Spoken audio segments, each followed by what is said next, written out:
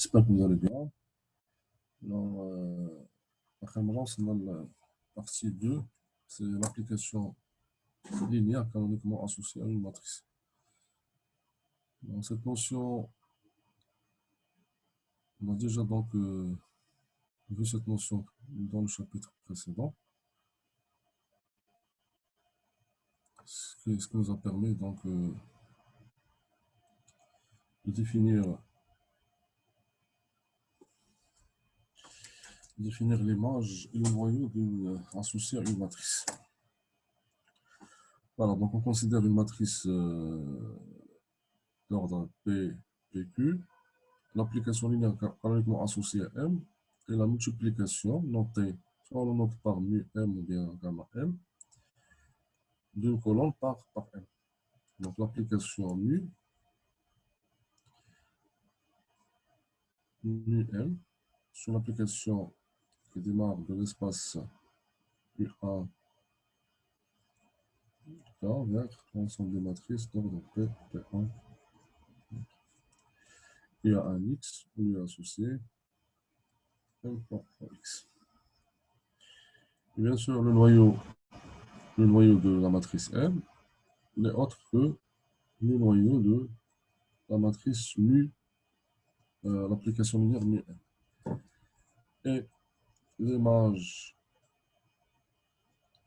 de mu M, de M, la matrice M, c'est l'image de mu.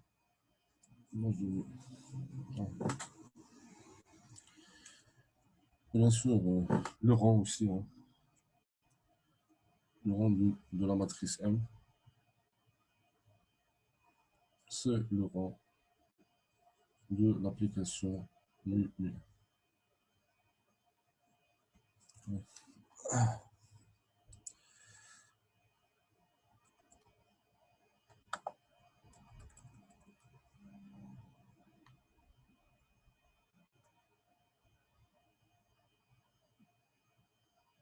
Okay.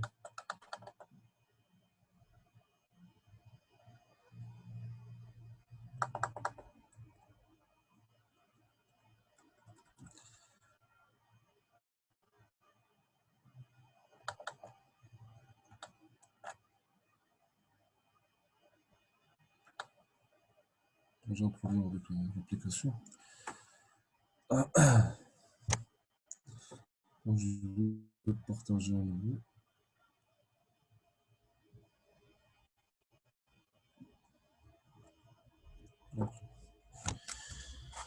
Voilà, donc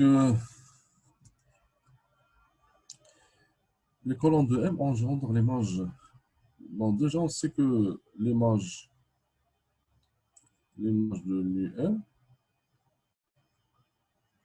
c'est quoi? C'est le vex de l'image de la base. Une base, par exemple, on peut considérer la base canonique. Donc, c'est mu M de XA. Ok. Là, c'est le suite ça. Mu M ou X1, X1. On va dire que c'est la base canonique. Canonique de l'espace M incluant 1. Ça, on le sait déjà. Donc, pour calculer l'image d'une application linéaire, donc ça revient à calculer le vecteur de quoi? De l'image d'une base. Okay. Voilà. Mais si vous calculez mu de M de X, un certain XI, ça va être quoi? Ça va être tout simplement, c'est la matrice M multipliée par X. C'est égal la matrice M multipliée par XI, c'est quoi XI? Donc XI, c'est un ensemble de. Ça va être des zéros partout, sauf 1 à la ième position. Donc 0, 0. J'aurai 1 à la ième position et après sont des zéros. Voilà. Et si on calcule ce produit, ça on le sait déjà. On a déjà vu ce genre de produit, qu'on multiplie matrice par une colonne. Donc ça revient à multiplier 0 par la première colonne de F, plus 0 par la deuxième colonne de F, ainsi de suite jusqu'à 1 par la ième colonne de F, et on termine par des 0. 0 fois la ième plus 1 colonne de F, plus, ainsi de suite, jusqu'à le dernier, donc 0 fois la ième colonne de F. Alors, toutes les autres sont nulles, sauf celui-là, donc ça nous donne la IM colonne 2. C'est-à-dire que l'image de XI par l'application linéaire M, ça nous donne la IM colonne 2. C'est-à-dire, lorsque vous multipliez une matrice M par la IM vecteur de la base canonique, tout simplement, ça revient donc à avoir la IM colonne de la matrice. Okay. Et si on revient maintenant, à l'image, qu'est-ce qu'on a dit? Que l'image de cette application linéaire, c'est l'espace engendré par l'image de la base. Alors, si on va réécrire l'image de mu m, ça va être égal à quoi? C'est égal le vecteur. Alors, l'image de x1 par l'application linéaire mu m, ça va être la première colonne de la matrice M. Ensuite, la deuxième colonne de la matrice M, ainsi de suite, jusqu'à le dernier, ça va être la quatrième colonne de la matrice M. Et là, donc, vous voyez quoi? Donc, que l'image de mu M, c'est quoi? C'est l'espace engendré par les colonnes. Okay. D'où la première remarque. Okay. Alors ensuite, les lignes, bon, les colonnes, donc, forment donc, une famille génératrice de l'image de mu M. C'est ce qui concerne le noyau. Alors, le noyau, donc, il faut voir les lignes. Les lignes des matrices, alors, on va nous donner des équations le noyau. En effet, donc, si je considère un x qui appartient au noyau, R de mu M. Alors, le x, il va être quoi? C'est écrit comme étant x, donc il a exactement, on va dire x1, x2, x excluant. Il appartient à mu M si seulement si, soit l'image de ce x vaut 0. Alors 0. Donc, si seulement si. Alors, l'image de x, ça revient à multiplier m fois x est égal 0. C'est-à-dire quoi? Ça veut dire là, je peux transformer ça en un système d'équations. Alors, la première ligne, ça consiste à multiplier la première ligne fois la première colonne. Ce qui va nous donner m a multiplié par xa plus m A2 multiplié par x2 plus ainsi de suite jusqu'à m A plus lent. Bon, j'ai combien de colonnes, donc c'est exactement plus lent fois x plus lent égale x. C'est la première équation. Ensuite, pour avoir la deuxième, on multiplie la deuxième ligne par cette colonne. Ainsi de suite, jusqu'à la dernière ligne de ce système, ça va être la dernière ligne de la matrice multipliée par la colonne. Donc, la dernière ligne, ça correspond à M. Ça correspond à M P1 par X1 plus, ainsi de suite, jusqu'à M P plus lent multiplié par X plus lent égale 0. Voilà, donc pour calculer le noyau de mu M, donc, il suffit de former ce système, le résoudre.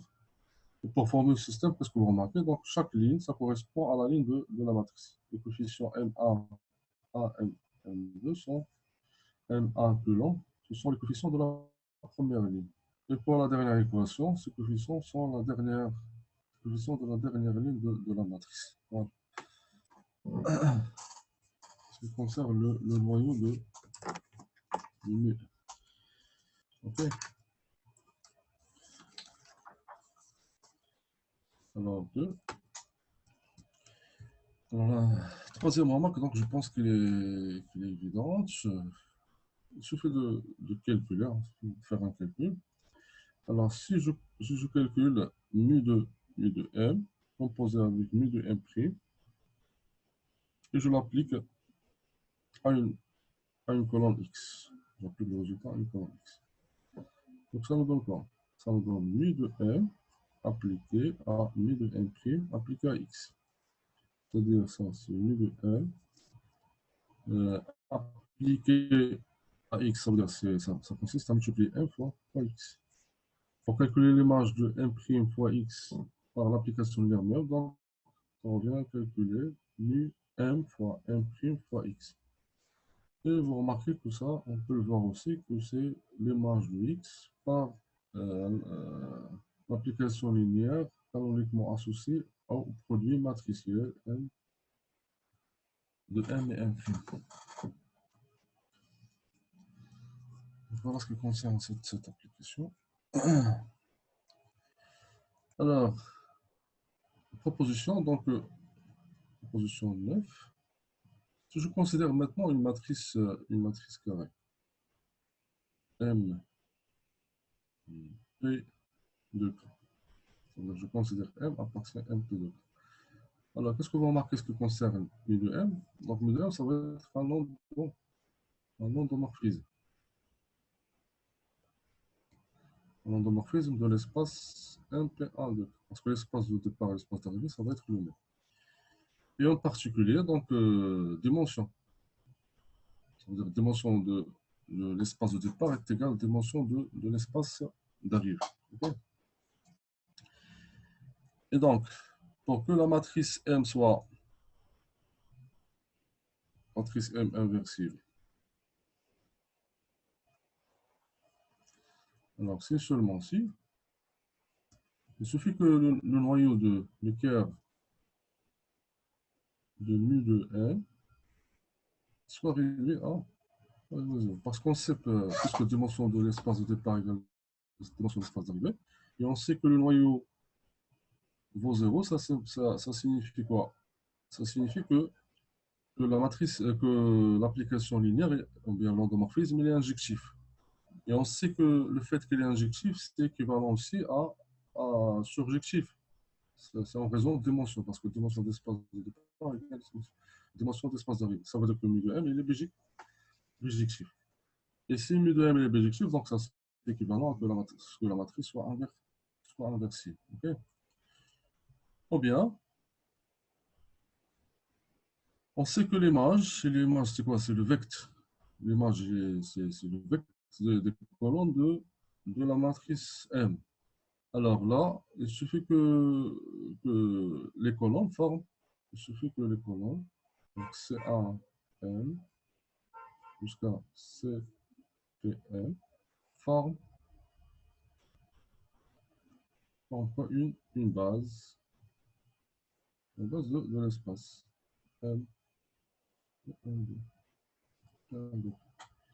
Parce que s'ils forment une base, ça veut dire que l'image va coïncider avec l'espace d'arrivée, ce qui va nous donner que l'application de l'endomorphisme est surjectif. Et puisque c'est un endomorphisme, un surjectif c'est équivalent à injectif. C'est équivalent encore à bijectif, ce qui nous donne que mu de m bijectif. Et mu de m bijectif, c'est équivalent à ce que la matrice M soit inversible. OK. Voilà, donc ce qui concerne cette propriété.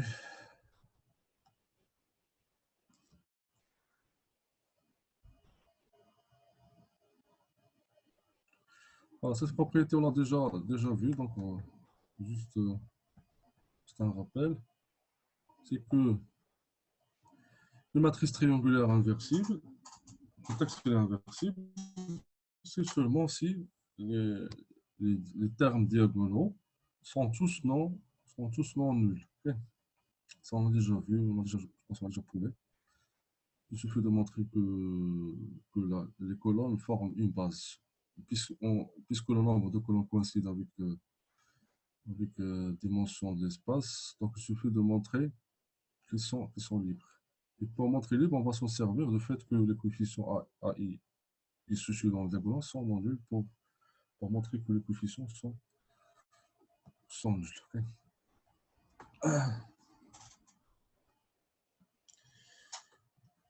Voilà. Maintenant, on va s'intéresser aux matrices triangulaires supérieures. Bon. On va s'intéresser à l'inverse d'une matrice triangulaire supérieure et la matrice triangulaire inférieure. Bon, déjà, on a vu que cet ensemble il est stable par la multiplication, ça veut dire, bon, je vous rappelle les résultats qu'on a déjà vus. Donc Tn plus 2K. On dit ça, c'est l'ensemble des matrices triangulaires. L'ensemble des matrices triangulaires supérieures. Donc on a déjà vu que Tn plus est stable par combinaison linéaire. Ça veut dire, si je prends A et B, deux matrices qui appartiennent à Tn plus 2K, je sais que la combinaison linéaire A plus alpha fois B, il reste dans Tn plus 2K. Également, le produit, il reste aussi dans Tn plus 3. Cette propriété, on l'a déjà établie. Alors, ce qui est important encore, c'est que si je prends A appartient à Tn plus 2K,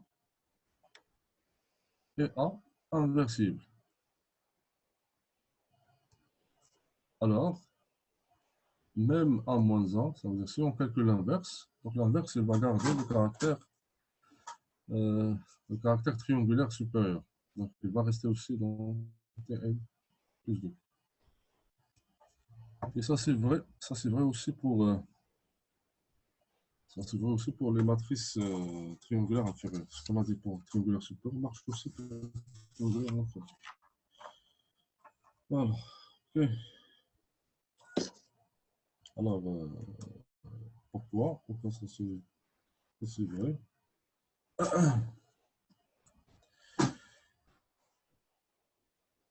Alors là, donc on va traiter un exemple. C'est bien, vous avez la démonstration, bon, pour bien comprendre, on va traiter un exemple de matrice triangulaire supérieure. Ok. Donc, on va prouver que sur l'inverse, ça reste triangulaire supérieur. Ça va donner aussi la méthode pour calculer l'inverse d'une matrice. Okay. Donc, je considère une matrice A. Donc, je vais la prendre d'ordre 3, qui est triangulaire supérieur. Donc, je vais mettre des éléments. Alors, forcément, les éléments qui sont dans la diagonale, ils vont être non nuls pour s'assurer que la matrice soit inversible. Donc, je vais mettre par exemple ici A,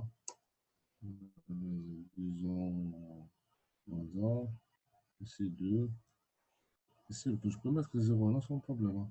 C'est 0, 1, et on va dire là, c'est 3. Okay. Là, je vais mettre 0, 0, 0. Alors, A est inversible.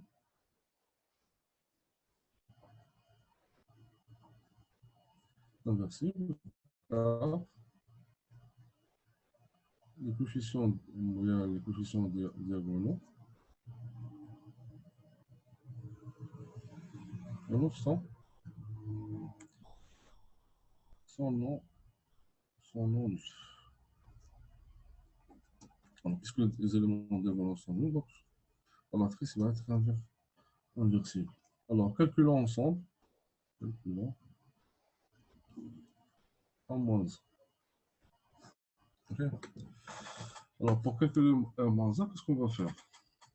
Donc, on va former un système d'équations. Donc, je vais écrire A, je vais la multiplier par X, est égal à Y. Okay. A, c'est une matrice carrée, donc par 3, par 3, 3. X, ça va être une matrice colonne, 3, 1. Et le résultat, ça va être X égale, ils sont quelconques. Alors, si je réussis donc à écrire x en fonction de... Si je réussis à écrire x en fonction de y, on multiplie. Si vous multipliez par a moins 1, si vous multipliez par a moins 1, donc j'aurai x est égal à moins 1 fois y. Ok, ça veut dire quoi ce résultat? Ça veut dire si j'arrive à exprimer x en fonction de y, ça veut dire le coefficient qui apparaît, bon, attaché le y, ça va nous donner quoi? Ça va nous donner l'inverse de la matrice de A. Alors, j'explique ça. Donc, je vais prendre x, bon, pour fixer, donc je vais prendre x, c'est x1, x2, x3. Y, je vais le noter y1, y1, y2, y3. Je démarre du système AX égale Y. Ça, c'est équivalent à quoi? AX égale Y. C'est équivalent à... Alors, je vais multiplier la matrice A, 0, 1, 0, moins 1, 3, 0, 0, 2. Encore par le vecteur X1, Y1, pardon, X1, X2, X3, pour avoir Y1, Y2, Y3. Et ça, c'est équivalent à dire quoi? On peut transformer ça en un système d'équations. Donc, en multipliant les deux matrices, donc on aura exactement x1 plus 0 fois x2 plus x3 égale quoi? Égale y1. La deuxième ligne, ça me donne moins x2 plus 3x3 est égal à y2. Et la dernière me donne 2x3 est égal à y. 2x3 est égal à y3. Voilà. Donc j'ai maintenant les y1, y2, y3 en fonction de x1, x2, x3. Qu'est-ce qu'on va faire? Donc on va résoudre ce système de telle sorte à écrire maintenant x1, x2, x3 en fonction de y1, y2, y3. Et comme ça, donc, on aura l'inverse de notre matrice. Donc c'est une méthode qu'on utilise, hein, surtout sur le système et les triangulaires supérieurs pour calculer l'inverse. Hein. Alors, pour ce système, on commence, on utilise la méthode de la remontée. Donc, on va commencer par la dernière équation parce que c'est plus facile à résoudre. Bon, d'ailleurs, c'est ça l'intérêt d'un système triangulaire supérieur. Et j'aurai quoi? Donc, j'aurai x3 en fonction de y3. Donc, de là, j'aurai x3 égale quoi?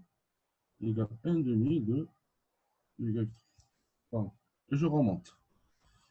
Alors, sachant calculer x3, donc je peux calculer aussi x2. Donc, x2 égale quoi?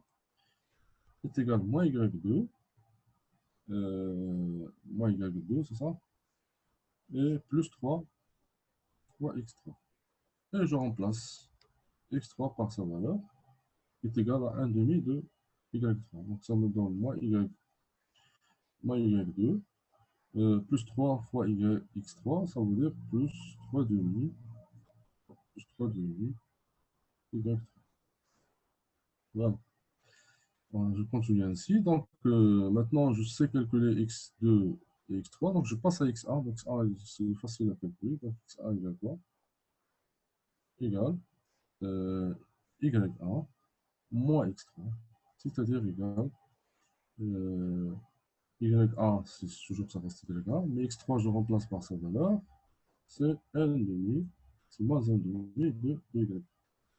Voilà. Donc, j'ai réussi donc, à exprimer les coefficients x1, x2, x3 en fonction de y1, y2, y3. Donc, je vais le réécrire ici. Alors, j'ai y1 moins 1 demi de y3 est égal à x1. Et j'ai moins y2 plus 3 demi de y3 est égal à x2. Et 1 demi de y3 est égal à x3. Voilà. C'est-à-dire quoi? Donc je vais transformer ça matriciellement. Donc ça c'est équivalent de quoi? Que la matrice je vais mettre, je vais transformer ça en ligne de matrice. Donc, Y1, son coefficient, c'est 1. Y2, je n'ai pas d'Y2, donc le coefficient, c'est 0. Y3, c'est moins 1,5. Pour la deuxième équation, je n'ai pas d'Y1, donc je vais mettre 0. Y2, son coefficient, c'est moins 1. Y3, c'est 3, 3,5. Ça, je n'ai pas de x1 ni de x2, donc c'est 0, 0. La valeur de y3, c'est 1,5. Donc ça, c'est multiplié par y1, y2, y3. Tout égal x1, x2, x3. Voilà. Donc on va exprimer donc, x1, x2, x3 en fonction de y1, y2. Cette matrice qui apparaît là, c'est exactement l'inverse de la matrice qu'on cherche. Donc on peut déduire de là.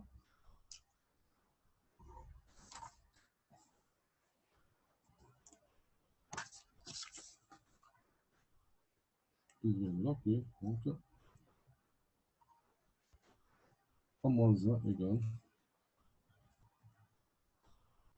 C1, 0, moins 1 demi, 0, moins 1, 3 demi, 0, 0, 1, 1 demi. Et qu'est-ce que vous remarquez, ce qui concerne le caractère triangulaire? Donc la matrice, il reste triangulaire, donc A moins 1. C'est très chou. Matrice triangulaire supérieure. Ok. Voilà, donc maintenant vous avez une méthode qui vous permet donc, de calculer l'inverse. Il est valable même pour les matrices qui ne sont pas triangulaires supérieures. Hein. Ni triangulaires supérieures, ni triangulaires inférieures. Ça veut dire vous écrivez le système y1 en fonction de x, et vous essayez donc d'exprimer x en fonction de y. Okay. Et comme ça, donc, les coefficients qui vont apparaître, ce sont exactement les coefficients de l'inverse de la matrice. Mais bon, si la matrice n'est pas triangulaire supérieure, ça va demander beaucoup de calculs. Bon, en général, on l'utilise pour les systèmes qui sont triangulaires, parce que c'est facile, comme vous voyez, donc c'est facile à résoudre. Oui, Iran, c'est quoi la question? Oui, Adam.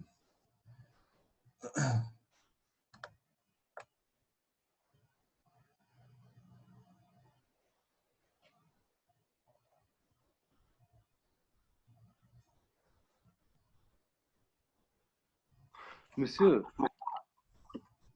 Oui, مسيو عافاك كاين شي واحد الميثود كنديروها لكاع لي ماتريس كنديرو شاك كولون ديال ماتريس A كنكسبريميوها في اون باز كانونيك ديال لي كولون وكنكتبو مثلا لا كولون سي 1 كنكتبوها اون فونكسيون ديال او 1 او 2 حتى مثلا او ان وخاصنا نلقاو هذوك لي او 1 اون فونكسيون ديال هذوك لي سي 1 وكنجيو كنكتبو ا موان 1 هي لا ماتريس دون لي كولون غادي يكونوا هما لي كوفيسيون ديال هذوك لي فيكتور او 1 او 2 او 1 j'ai pas bien compris. Vas-y, super, là, j'ai l'impression que je veux. Alors, je peux dire, ما تقولش لي ديال كوس، حيت كوس غنشوفهم كاع ديالك، لا لا كوس، هذيك كوس اللي فالاب بور توت لي ماتريس، انا نهضر على ماتريس تريونغولير، شنو غنديرو؟ ماشي كتشد ماتريس ا كتشوف لي كولون ديالو Voilà, matrice A, j'ai les colonnes. C1, C2, etc. C, oui. باغ اكزومبل سي 1 ايغال 1 1 2 0 كنديرو C1 égale 1 fois E1 plus 2 fois E2 plus 0 fois E3. Ça, qu'est-ce que tu exprimes ça dans la base canonique? Oui. Bon, déjà, il est exprimé dans la base canonique. La colonne est déjà exprimée dans la base canonique. Oui. Après? Là, sous forme d'équation. نحطها sous forme d'équation ونحاول نلقى E1 و E2 و E3 en fonction fonction ديال de... لي C1. Oui, c'est ça, c'est la même chose. C'est ce que c'est le انت بحال غترجع ليدونتيتي ايكال سي صا ياك ترجع باسكو ملي كتكسبريمي لا باز كانونيك صافي غترجع لفوق تلقى انت ليدونتيتي تيكال بي سي صا تلقى لا ماتريكس انفيرسيبل ديالك هكا ملتبلي باغ اون اوتر ماتريكس اللي هي لا ماتريكس ديالك دو ديبار اللي هي ok. Bon, ça, c'est la démonstration. Ça, c'est pour démontrer que la matrice triangulaire supérieure, l'inverse là reste triangulaire supérieur. Ou bien triangulaire inférieur reste triangulaire inférieur. Ok. D'accord. C'est la démonstration. Déjà, tu sais comme c'est moi. On peut se dire alors que c'est la démonstration, sinon, moi, je sais le chapitre là. On a dit comme le طريقة هنا باش تحسبوا l'inverse. Mais si vous voulez la démonstration, elle est déjà écrite. Non, c'est la même technique. Hein. Au lieu de la technique, on a X, Y, quelconque. Donc la démonstration, donc, on va prendre les X, exactement les colonnes de la base canonique. Et comme ça, je vais trouver l'instant.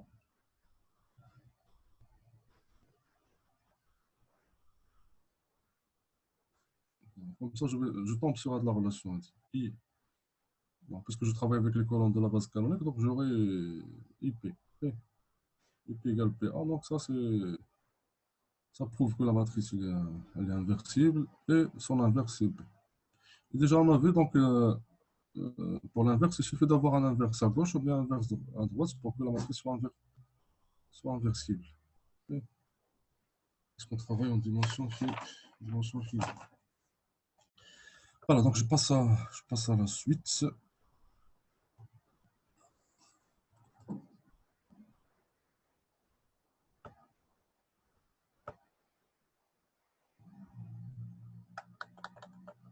Je ne sais pas, à chaque fois que j'utilise l'outil, ça plante.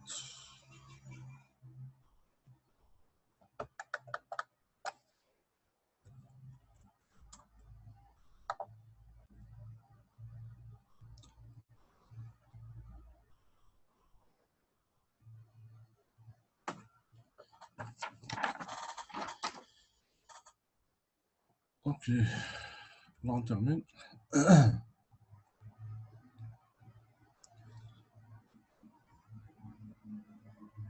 Alors, donc on va s'intéresser à la propriété. Bon.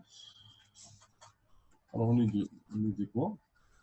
C'est-à-dire, si vous avez f, une application linéaire de E dans f, et je sais que le rang de f est égal R. Alors, bien sûr, R il va être certainement inférieur à un minimum de P et équivalent. Quelques dimensions de E équivalent, les dimensions de F, l'espace d'arrivée, c'est toujours le rang il est inférieur. On va expliquer pourquoi il est inférieur.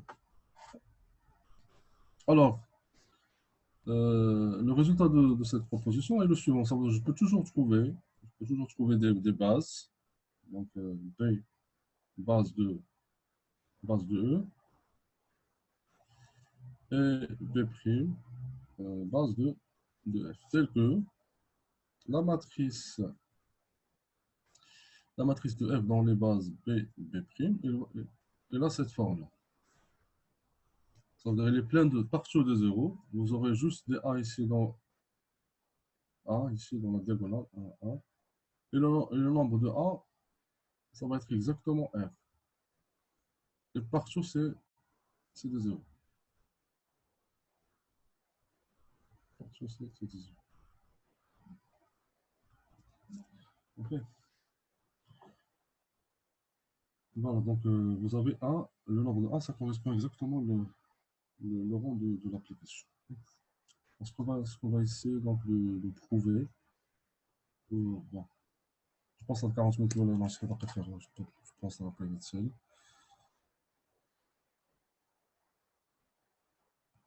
Voilà.